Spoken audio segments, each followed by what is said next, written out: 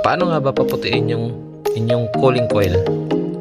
Ito, watch this. Basic lang yan guys. Ito guys, ang tinatawag dito ay susa. Ito susa to. Itong gagamitin natin para pumuti yung cooling coil. Papuputiin natin yan ito. Halo lang natin. Dapat sakto lang yung tubig. Sa dalawa, sakto lang dapat yung tubig. Mainit ito, Makati.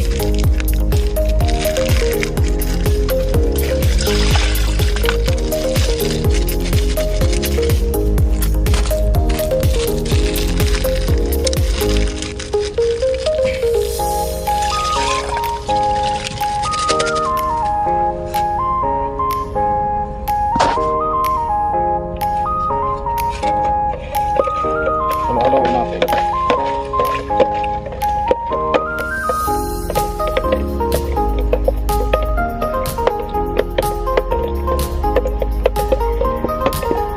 Tapos yan,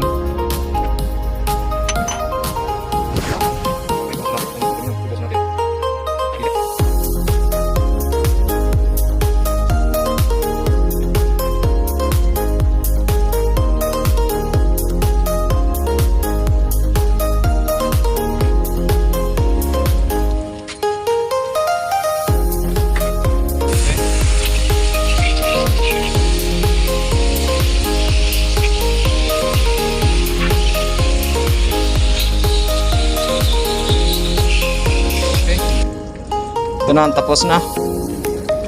Tingnan mo naman yan kung gaano kaputi yan. Okay. Puting-puti na yan. Yan. Puting-puti na yan guys. Susa lang guys ang katapat nyan para maglinis. Okay. Good.